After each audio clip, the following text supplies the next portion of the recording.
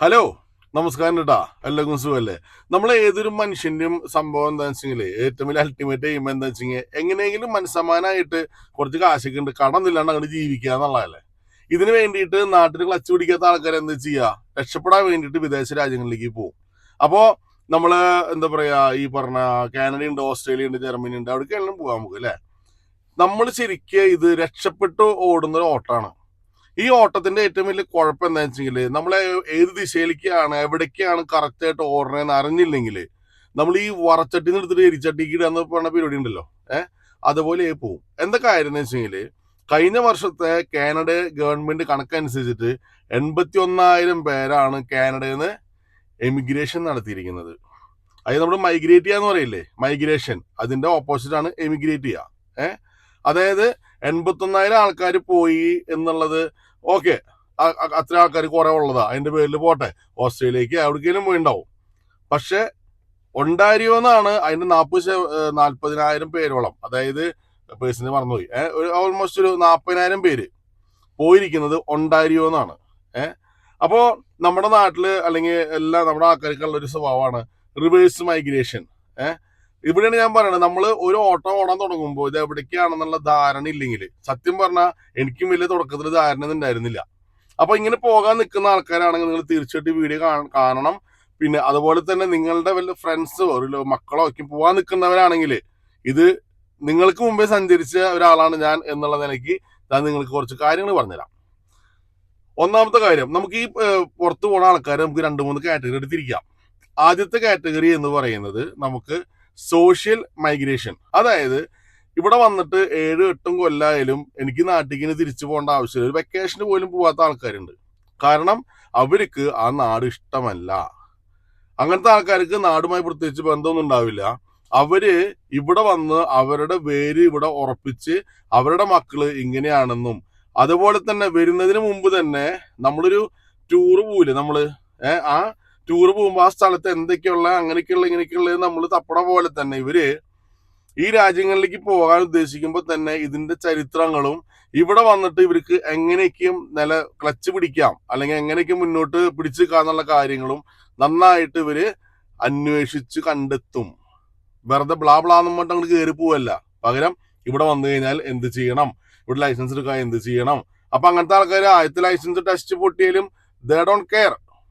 അവർക്കറിയാം ഇവിടെ ഇങ്ങനെയാണ്, 2-3 കിട്ടും, വലിയ വിഷയമുള്ള കാര്യമില്ല. നഴ്സിംഗിന്റെ എക്സാം അവർക്കറിയാം ഇന്ത്യന്റെ കാര്യങ്ങളാണ് വേണ്ടത്. ചിലപ്പോൾ ആദ്യം കിട്ടില്ല, അല്ലെങ്കിൽ എലിജിബിലിറ്റി കിട്ടില്ല. അപ്പൊ അതങ്ങനെ ചെയ്യും, ഇങ്ങനെ ചെയ്യും. അവർ വെൽ പ്ലാൻഡ് ആണ്. കാരണം അവർ ഷോർട്ട് ടൈമിലേക്ക് വന്നുള്ളതല്ല, അവർ ലോങ് ടൈമിലേക്ക് വന്നിരിക്കുന്ന. അവര് ഇവിടെ ജീവിച്ച് ഇവിടെ മരിക്കാൻ തയ്യാറായിട്ട് വരുന്ന ആൾക്കാരാ. അതിന്റെ പേരിൽ തന്നെ അവർക്ക് ഇവിടെ ട്രംപ് താരിഫ് ഇട്ടാലൊന്നും അത്ര കൂസലൊന്നുമില്ല. കാരണം കുറച്ച് കഴിയുമ്പോൾ ശരിയായിക്കോളും. എന്ത് വന്നാലും ഞങ്ങൾ ഇവിടെ കിടന്ന് മരിക്കാൻ ഉദ്ദേശിച്ചു വന്നുള്ള ആൾക്കാരാണ്. സോ അങ്ങനെ പോട്ടെ. ആ അവസ്ഥേനെ വളരെ ഹാപ്പി ആയിട്ട് എടുക്കും. വയസ്സാം കാലത്ത് ഓൾഡ് ഏജ് ഹോമാണ്, ഞങ്ങൾക്കറിയാം, മക്കൾ നോക്കില്ലെന്നറിയാം, ഇവിടെ ഇങ്ങനെയാണ്, ഞങ്ങളതിന് പ്രിപ്പയർ ആണ്. അങ്ങനെയുള്ള ആൾക്കാർ ഒരു ലോഡ് ഇവിടെ ഉണ്ട്. അത് നമ്മൾ തിരിച്ചറിയണം. ഇനി രണ്ടാമതൊരു കൂട്ടരുണ്ട്, ഒരു 10 കൊല്ലം കുറച്ച് കോടികൾ ഉണ്ടാക്കാൻ നാട്ടിൽ പോവാ. അതായത് ഫിനാൻഷ്യൽ ആയിട്ടുള്ള മൈഗ്രേഷൻ. അതായത് നമ്മൾ ഉദ്ദേശിക്കുന്നത് ഇത്രയേ ഉള്ളൂ, നമ്മൾ ഇവിടെ വരുന്നു, എന്തിലേക്ക് കുറെ ജോലി ചെയ്യുക, അല്ലെങ്കിൽ സ്വന്തം ഫീൽഡിൽ ജോലി ചെയ്യുക, കിട്ടുന്ന കാശ് കൊണ്ട് നേരെ സ്ഥലം കാലിയാക്കുക എന്നുള്ളതാണ്. അപ്പോൾ അങ്ങനത്തെ ആൾക്കാർ ഒരു കാരണവശാലും ലോങ് ടേം കമ്മിറ്റ്മെന്റിലേക്ക് പോവില്ല. ചില ആൾക്കാർ ബോധപൂർവം ഷെയർ കളിക്കുന്ന മാതിരി തന്നെ ഒരു വീട് മേടിക്കും, എന്നിട്ട് അതിന് 2 ലക്ഷം 3 ലക്ഷം കൂടുമ്പോൾ നൈസായിട്ട് അത് ഫ്ലിപ്പ് ചെയ്യും. അപ്പൊ ആ പൈസ ഒരു നേരമുണ്ട് നാട്ടിലേക്ക് പറ്റിയ അങ്ങനെ ചെയ്യാൻ, ഇൻവെസ്റ്റ്മെന്റ് ചെയ്യുക, എന്തിനാവട്ടെ അങ്ങനെ ചെയ്യും. അപ്പോ അതുപോലെ തന്നെ അങ്ങനെ വരുന്ന ആൾക്കാര് അനാവശ്യമായിട്ടുള്ള ഒരു ഇതിനും പോവില്ല. അവരുടെ ടാർഗറ്റ് എന്താണ്? ആ ഫണ്ട് ആവുക. ആ ഫണ്ടായി കഴിഞ്ഞാല് നേരെ തിരിച്ചു പോവാ.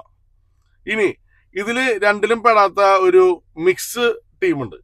അതായത് ഫിനാൻഷ്യൽ മൈഗ്രേഷൻ ഉദ്ദേശിച്ച് വന്നു, അതായത് സാമ്പത്തിക ലാഭം മാത്രം നോക്കിയിട്ട് വന്നു. ഈ രാജ്യത്തിനോട് വേറെ പ്രത്യേകിച്ച് അങ്ങനെ അട്രാക്റ്റീവായിട്ടൊന്നുമില്ല, പൈസ അത് മാത്രമേ ഉള്ളൂ. അങ്ങനത്തെ ആൾക്കാർ ഇവിടെ വന്നു. തുടക്കത്തിൽ നല്ല ബുദ്ധിമുട്ടാവും.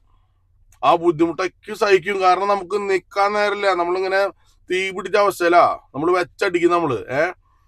നമ്മൾ എന്താ പറയാ ലൈസൻസ് എടുക്കലായി, പ്രൊഫഷണൽ കയറലായി, അങ്ങനെ ഇങ്ങനെയായി. നമ്മൾ ആ സാമ്പത്തിക എല്ലാ പ്രശ്നങ്ങളും അവസാനിക്കുന്നതിനൊപ്പം തന്നെ നമ്മൾ എന്ത് ചെയ്യാന്ന് വെച്ചെങ്കിൽ അറിയാതെ നമ്മൾ ഈ സോഷ്യലിലേക്ക് കടക്കും. അതെങ്ങനെയാന്ന് പറഞ്ഞുതരാം. നമുക്ക് ഇവിടെ വരുന്നു, ഇവിടെ വന്ന് കുറച്ച് കഴിഞ്ഞപ്പോ ഭാര്യ, അല്ലെങ്കിൽ നമുക്ക് തന്നെ ഭാര്യ പറഞ്ഞിട്ടാവാം, അല്ലെങ്കിൽ നമുക്ക് തന്നെ തോന്നും ഒരു കാറൊക്കെയാണ് ആയാലോ, അപ്പൊ ഒരു നല്ല കാർ നോക്കിയാണ് എടുക്കാം. അന്ന് ഓക്കെ, അതെടുത്തു. അപ്പൊ ഒരു ലയബിലിറ്റി അവിടെ കയറി. അങ്ങനെ പോകുമ്പോ ആരെങ്കിലും പറഞ്ഞുതരും നമുക്ക് നൈസായിട്ടൊരു വീട് മേടിക്കാന്നേ. അപ്പൊ ഈ നമുക്ക് ആ പോണ സമയത്ത് വേണേ വിറ്റാ പോരെ, എന്താ കുഴപ്പം? ചിലപ്പോ ആ സമയത്ത് വീടിന്റെ വില ഇപ്പൊ കയറി നിൽക്കുക കേട്ടാ. ഈ പാവത അറിയില്ല, അത് കൊണ്ടിട്ട് ചാടിച്ചു കൊടുക്കും, അവിടെ പെട്ടു. ഇനി മക്കള് കാനഡയിലാണ്. അപ്പൊ പിന്നെ മക്കൾക്ക് മലയാളം അറിയില്ല, കാര്യങ്ങളില്ല, ഒന്നുമില്ല. മക്കള് എന്താ പറയാ ഫുള്ള് അങ്ങനത്തെ ലെവലില്. നമ്മുടെ ജീവിതം നമ്മൾ എത്തിപ്പിടിക്കാനുള്ള ആ തത്രപ്പാടില് മക്കള് നമ്മളുടെ കൾച്ചറോ അല്ലെങ്കിൽ ഭാഷ കാര്യങ്ങളോ പഠിക്കണതും ശ്രദ്ധിക്കണ പോലും ഉണ്ടാവില്ല. എല്ലാം കഴിഞ്ഞ് നോക്കുമ്പോ എന്തായി, എല്ലാ കാര്യങ്ങളും സെറ്റിലായി. എന്നാ പിന്നെ അടുത്ത പ്രശ്നം എന്താ പറയാ, ചില ആൾക്കാർ ഒരു തിന്നിട്ട് എല്ലിൻ്റെ കയറാന്ന് പറയില്ലേ, എന്ന് പറഞ്ഞ പോലെ തന്നെ മറ്റൊരു വാക്കാണ് നൊസ്റ്റാൾജിയ. നൊസ്റ്റ് അടിക്കുമ്പോ എന്നാ പിന്നെ അങ്ങോട്ട് പോയേക്കാം. എവിടെ പോണു? വീട് വെക്കാൻ നോക്കിയാൽ വീട് വെക്കാൻ പറ്റുമോ? പറ്റില്ല. കാറ് ഷോറൂമിൽ തന്നെ പിറ്റേ ദിവസം ഉണ്ടല്ലോ, പിന്നെ അത് പാട്ടയ്ക്ക് ഒരു വിലയും കിട്ടില്ല. മക്കള് ജമ്മുണ്ടെങ്കിൽ വരുമോ? അപ്പൊ പെട്ടു. അവര് ഫ്രസ്ട്രേറ്റഡ് ആവും അങ്ങനത്തെ ആൾക്കാര്. അപ്പൊ അവര് ഈ രാജ്യത്തിന് തള്ളിപ്പറയും. അപ്പോൾ അവർക്ക് ഈ രാജ്യത്ത് കൊടുക്കുന്ന ടാക്സ് ശരിയല്ല, ശമ്പളം ശരിയല്ല, ഒന്നും ശരിയല്ല. ഇത് ഇഷ്ടമില്ലാത്ത അച്ചി തൊട്ടു മുഴുവൻ പ്രശ്നം എന്ന് പറയില്ലേ, ആ പരിപാടി പോലെയാവും. അപ്പോ ഭയങ്കര ഫ്രസ്ട്രേറ്റഡ് ആയി, അപ്പൊ നൊസ്റ്റാൾജി ആയി, പിന്നെ ഭയങ്കര പ്രശ്നത്തിലായി. കാരണം ഞാൻ അത് പറയാൻ കാരണം വെച്ചെങ്കിൽ ഇന്നത്തെ വീഡിയോ ഞാൻ ചെയ്യാനുള്ള റീസൺ തന്നെ എൻ്റെ ഒരു ഫ്രണ്ട് ഉണ്ട്. അപ്പൊ പുള്ളി എന്നെ വിളിച്ചിട്ട് പറഞ്ഞു, ജയ്സൺ ഞാനേക്കും ഇവിടെ വന്ന് ജീവിച്ചും മരിക്കാൻ വന്നതാ. എന്നെ സംബന്ധിച്ച് നിങ്ങൾ ഈ പറയുന്ന റിവേഴ്സ് മൈഗ്രേഷൻ ഒന്നും എനിക്ക് ഐ ഡോണ്ട് കെയർ, എനിക്ക് ബോധർ ചെയ്യുന്നില്ല. കാരണം എനിക്കെന്റെ ആവശ്യമില്ല. അപ്പോ ഇങ്ങനത്തെ ഒരു കൂട്ടം ആൾക്കാരുണ്ട്. അപ്പൊ ഈ തിരിച്ചു പോകുന്ന ഒരു ട്രെൻഡാണ് ഇപ്പോ റിവേഴ്സ് മൈഗ്രേഷൻ എന്ന് പറഞ്ഞിട്ട്, ഭയങ്കര ട്രെൻഡ്. അപ്പൊ ഞാനൊന്നും മിണ്ടിയില്ല, കാരണം വെച്ചാൽ ഞാൻ അതിന്റെ പെട്ട ആളാ. എനിക്ക് ഇപ്പോഴും നാട് പറഞ്ഞ ഭ്രാന്താണല്ലോ. അപ്പൊ ഞാൻ പറഞ്ഞു സംഗതി ശരിയാണ്. അപ്പൊ ആള് പറഞ്ഞത്രേ ഉള്ളൂ, കറക്റ്റായിട്ട് പഠിച്ചിട്ട് വേണം വരാനായിട്ട്. എന്താണ് സാഹചര്യം എന്നുള്ളത് പഠിക്കുക. ഇത് പഠിക്കാണ്ട് വന്നിട്ട് കിടന്ന് എന്ത് ചെയ്യാ, കണകുണ പറഞ്ഞിട്ട് കരയാൻ നിൽക്കരുത്. നമ്മൾ ഫസ്റ്റ് കണ്ടിരിക്കുന്ന സാധനം എന്നുള്ളത് ഗൾഫാണ്. നമ്മൾ ആ വിസിറ്റിംഗ് വിസയുടെ കാര്യം പറഞ്ഞില്ലേ, കുറെ ആൾക്കാർ കിടന്ന് ചാടി കൊടുക്കാനായിട്ട് കാരണം എന്താണെന്ന് വെച്ചിട്ടുണ്ടെങ്കിൽ ഇപ്പോഴും പലർക്കും വലിയ ധാരണയില്ല. പലരും വിചാരം വിസിറ്റിംഗ് വിസ വന്നിട്ട് ഇങ്ങനെ ചെയ്യാം അങ്ങനെ ചെയ്യാന്നുള്ളതാ. ഒരു കാലത്ത് പണ്ട് നടന്നിരുന്നു, നമ്മളില്ലാന്ന് പറയുന്നില്ല. പക്ഷെ ഇത് കുറച്ചൊരു ടൈം സ്പെൻഡ് ചെയ്തിട്ടേ നമ്മുടെ ലൈഫിൽ ഏറ്റവും വലിയ തീരുമാനം എടുക്കണത്. അപ്പൊ ഗൾഫിൽ പോണ പോലെ ഒന്ന് നോക്കി വന്ന് തിരിച്ചു വരാ, ആ പണി ഇവിടെ നടക്കില്ല. ഗൾഫല്ല കാനഡ, അല്ലെങ്കിൽ ഗൾഫല്ല അമേരിക്ക, ഗൾഫല്ല ന്യൂസിലൻഡ്, ഗൾഫല്ല ഓസ്ട്രേലിയ, അതിന്റെ ബാക്കിയുള്ള എക്സ്ട്രാ രാജ്യങ്ങള്. അപ്പൊ അത് കാരണം കൊണ്ട് നമ്മൾ ആ പണിക്ക് നമ്മൾ നിൽക്കരുത്. നന്നായിട്ട് പ്രിപ്പയർ ആവാ. എനിക്ക് എന്താണോ വേണ്ടത് അത് ഞാൻ ചെയ്യാം. ഇപ്പൊ ഞാൻ ഈ പറയുന്ന ഇപ്പൊ ഞാൻ പല വീഡിയോയിലും പറഞ്ഞിട്ടുണ്ട്, എനിക്ക് നാടാണ് ഇഷ്ടം, ഞാൻ സ്റ്റിൽ അത് നാടാണ് ഇഷ്ടം എന്ന് പറയുന്നു. എന്ന് പറഞ്ഞിട്ട് കാനഡ പൊട്ടയാന്നല്ല അർത്ഥം. ഞാൻ ഉദ്ദേശിച്ചിരിക്കുന്നത് സാമ്പത്തിക മൈഗ്രേഷനാണ്, സോഷ്യൽ അല്ല.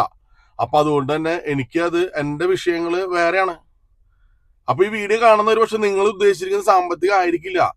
ചിലപ്പോൾ നിങ്ങൾ നാട്ടിൽ നല്ല എന്താ പറയുക സാമ്പത്തികമായിട്ട് സെറ്റിൽഡ് ആയിരിക്കാം, പക്ഷെ നിങ്ങൾക്ക് നാട്ടിലത്തെ കൾച്ചർ ഇഷ്ടപ്പെടുന്നുണ്ടാവില്ല, അല്ലെങ്കിൽ വേറെ എന്തെങ്കിലും കാരണങ്ങൾ കൊണ്ടായിരിക്കാം. അപ്പോ അത് വേറെ. ഇവിടെ കാനഡയിലുള്ള എന്താ പറയാ കോടാനുകൂടി ജനങ്ങൾക്ക് ഓരോരുത്തർക്കും ഓരോ ടാർഗറ്റുകളും ഓരോ കാര്യങ്ങളാണ്. ഓരോരുത്തരും ഓരോ യൂണിവേഴ്സിറ്റികളാ. അപ്പൊ നമ്മൾ ബാക്കിയുള്ളവനെ കണ്ടിട്ട് അവൻ അങ്ങനെ എന്താ പിന്നെ ഇങ്ങനെ ചെയ്യാം എന്ന് പറയില്ലേ. ഇതാണ് നമ്മുടെ ഏറ്റവും വലിയ പരാജയം. ആ പണിക്ക് നമ്മൾ പോവാണ്ടിരിക്കുക. നമുക്ക് വ്യക്തമായൊരു ധാരണ വേണം. നിങ്ങൾ നിങ്ങളുടെ മക്കളെ പഠിക്കാണ്ട് ഇങ്ങോട്ട് പറഞ്ഞേക്കുന്നുണ്ടെങ്കിൽ, ഇപ്പോഴത്തെ ഏറ്റവും വലിയ ട്രെൻഡ് ആണല്ലോ സ്റ്റുഡന്റ് വിസ, ഇങ്ങോട്ട് പറഞ്ഞേക്കുന്നുണ്ടെങ്കിൽ നിങ്ങൾക്ക് ധാരണ വേണം. മക്കള് പഠിപ്പും കഴിഞ്ഞ് 5 കൊല്ലം കഴിഞ്ഞിട്ട് PR ആയിട്ട് കൊട്ടക്കണക്കിന് ചുമന്നുകൊണ്ട് വരില്ല. അവര് ആ ചെറുപ്പത്തിലൂടെ വന്ന് പെട്ടാ പിന്നെ ഒരു ജമ്മണ്ണേ തിരിച്ചു വരില്ല. അപ്പൊ നിങ്ങളത് അറിയണം, എന്നിട്ട് വേണം ഇങ്ങോട്ട് പറഞ്ഞേക്കാൻ. ഒരു മിഡിൽ ഏജ് കഴിഞ്ഞ ആൾക്കാരാണ് ഇങ്ങോട്ട് കയറി പോരണം നിൽക്കുക. അവര് മനസ്സിലാക്കണം, അതായത് നിങ്ങളവിടെ ചെല്ലുന്നു, നിങ്ങളുടെ കുട്ടികൾ ആ പുതിയ സാധനത്തിൽ വളരുന്നു, പുതിയ കൾച്ചറിൽ വളരുന്നു. അവർക്ക് ഒരുപാട് തിരിച്ചു പോക്ക് നല്ല ബുദ്ധിമുട്ടാവും. അപ്പൊ അതിനുള്ള പ്രിക്കോഷൻസ് ഉണ്ട് ഒരുപാട്. അതൊക്കെ നമ്മൾ എടുത്തിട്ട് നമ്മൾ മുന്നോട്ട് പോവുകയാണെങ്കിൽ ഒരു പക്ഷേ ഈസി ആയിട്ട് ഈ പറഞ്ഞ കാര്യം നടക്കും. അല്ലെങ്കിൽ ഞാൻ പറഞ്ഞ മാതിരി സാമ്പത്തിക മൈഗ്രേഷൻ അല്ലെങ്കിൽ സാമ്പത്തികം കിട്ടാൻ വേണ്ടി വന്നിട്ട് അവസാനം സോഷ്യലി നമ്മൾ ഇവിടെ പെടും. അപ്പോഴാ നമ്മൾക്ക് ചില വീടുകളിൽ പറയാറില്ലേ, ഞങ്ങളൊക്കെ ഇവിടെ ലോക്കാന്ന് പറയുന്നില്ലേ, ആ ലോക്കിന്റെ കാരണം അതാ. ഇനി ഇതിനകത്ത് ഒന്നും പെടാത്ത വള്ളിയും തെറ്റി പുള്ളിയും തെറ്റി എന്ന് പറഞ്ഞ മാതിരി പെട്ടെന്ന് അടുത്തൊരു നാലാമത്തെ ഒരു കാറ്റഗറി ആൾക്കാരുണ്ട്. അതായത് എല്ലാവരും കാനഡയ്ക്ക് പോകണു, എന്നാ പിന്നെ ഞാനും കാനഡയ്ക്ക് പോവാ. നമ്മുടെ നാട്ടില് ഈ എന്താ പറയാ ഒരു കരിയർ ഗൈഡൻസ് എന്നെങ്കിലും പറയില്ലേ, നമ്മൾ ചെറിയ പ്രായത്തിൽ തന്നെ എന്താവണം ചോദിച്ചു കഴിഞ്ഞാല് ഓരോ പ്രായത്തിലും കുട്ടികൾ ഓരോന്നാ പറയാ. അതിങ്ങനെ വന്ന് ഫൈൻ ട്യൂൺ ചെയ്ത് അവസാനം ഉള്ളിൽ ചെന്ന് എത്തിപ്പെടും. എന്ന് പറയുന്ന പോലെ ജീവിതം ഒരു പലായനം പോലെ. അപ്പുറത്തുള്ളവർ എന്റെ ഫ്രണ്ട്സും കാനഡയ്ക്ക് പോയി, എന്നാ പിന്നെ ഞാനും കാനഡയ്ക്ക് പോവാ. കാനഡയ്ക്ക് പോയിട്ടില്ലെങ്കിൽ അറ്റ്ലീസ്റ്റ് ഞാൻ വേറെ എവിടേക്കെങ്കിലും ഒന്ന് പോകണം, അല്ലെങ്കിൽ എനിക്ക് നാണക്കേടല്ലേ. മക്കളെ എവിടെയാ? മക്കള് ഇവിടെ ഇന്ന സ്ഥലത്താ. ഓ, പുറത്തേക്കൊന്നും നോക്കിയില്ലേ? എന്തോ വലിയ എന്താ പറയാ ഒരു വലിയൊരു അപരാധം ചെയ്ത പോലെ പുറത്തേക്ക് നോക്കിയില്ല എന്ന് പറഞ്ഞു കഴിഞ്ഞാൽ. അങ്ങനത്തെ കുറെ മണ്ടന്മാരവിടെ നടക്കുന്നുണ്ട്. അപ്പോ പലതും പലോർത്തും നടക്കും. നമ്മളത് നോക്കരുത്. നമുക്ക് എന്താണോ നമുക്ക് ആവശ്യം. ഇതൊരു സ്വർണത്തിന്റെ വലിയൊരു മലയാണത്. അത് ഏത് രാജ്യങ്ങളായിക്കോട്ടെ, അത് എങ്ങനെ കുഴിച്ചെടുക്കണം, എത്രത്തോളം കുഴിക്കണം, എത്ര സമയം കൊണ്ട് കുഴിക്കണം എന്നുള്ളതൊക്കെ നമ്മുടെ ഇഷ്ടമാണ്. മനസ്സിലാവണ്ട. അത് കുഴിച്ചതും കിട്ടിയിട്ട് അവിടെ തന്നെ കൂടണോ, അതോ കുഴിച്ചതും കൊണ്ട് തിരിച്ച് നമ്മുടെ നാട്ടിൽ പോകണോ, അതും അവനവന്റെ ഇഷ്ടമാണ്. കാരണം എന്റെ വീഡിയോസിൽ ഞാനിപ്പോ എങ്ങനെയൊക്കെ പറഞ്ഞാലും എന്റെ ഉള്ളിലുള്ള ആഗ്രഹം എന്തുട്ടാ, നാട്ടിൽ വരണം എന്നുള്ളതാ. അപ്പൊ ഒരു പക്ഷെ ഞാൻ ചിലപ്പോ എപ്പോഴെങ്കിലും പോയിന്റ്സ് പറയുമ്പോൾ കുറച്ച് അതിനെ പ്രൊമോട്ട് ചെയ്യും. അത് അറിയാണ്ട് വരുന്നതാ, നമ്മള് സാധാ മനുഷ്യനല്ലേ. അപ്പൊ അത് കൊണ്ട് തന്നെ ഇപ്രാവശ്യം കറക്റ്റ് ആയിട്ട് പറഞ്ഞത്, ഈ നമുക്ക് 4 കാറ്റഗറി ഉണ്ട്. സോഷ്യൽ മൈഗ്രേഷൻ, പിന്നെ ഫിനാൻസ്, പിന്നെ ഫിനാൻഷ്യലി വന്നിട്ട് സോഷ്യലായി പെട്ടുപോകുന്നവര്, ഞാൻ പറഞ്ഞ കാറ്റഗറി. പിന്നെ വള്ളിയും പുള്ളിയും തെറ്റിയ ഈ പട്ടം പോലത്തെ ടീമുകള്, അവര് ചെയ്യുന്ന കണ്ടു അതിന് പിന്നാലെ പോയി എന്ന് പറയുന്നത്. അപ്പോ വെറുതെ കാനഡയ്ക്ക് എന്തിനാ വരണം, അല്ലെങ്കിൽ ഓസ്ട്രേലിയക്ക് എന്തിനാ നിങ്ങൾ പോണേ, തിരിച്ചു നാട്ടിൽ പോവാൻ. എന്താ പിന്നെ പോവാണ്ടിരുന്നാ പോരെ. മനസ്സിലായ? അതേ നിങ്ങൾ ഇങ്ങനത്തെ രാജ്യങ്ങളിൽ പോയ ഗൾഫിലത്തെ പോലെയല്ല. ഗൾഫിലാണെങ്കിൽ നമുക്കറിയാം നമുക്ക് അവിടെ എന്തെങ്കിലും പെർമനന്റ് നിൽക്കാൻ പറ്റില്ല, നമ്മൾ തിരിച്ചു പോകണം എന്നുള്ളത്. പക്ഷെ ഈ വക രാജ്യങ്ങളുടെ പ്രത്യേകത എന്താണെന്ന് വെച്ചാൽ ഇവിടുന്ന് 2 മാസത്തേക്കൊന്നും വെള്ളക്കാരോ ഒരാള് വെക്കേഷന് പോയില്ലോ. ഒരാഴ്ച 10 ദിവസം. അത് അവര് പോണത് എവിടേക്കാ? വേറെ വല്ല രാജ്യങ്ങളിലേക്ക് കറങ്ങാൻ പോകുന്നുള്ളതാണ്.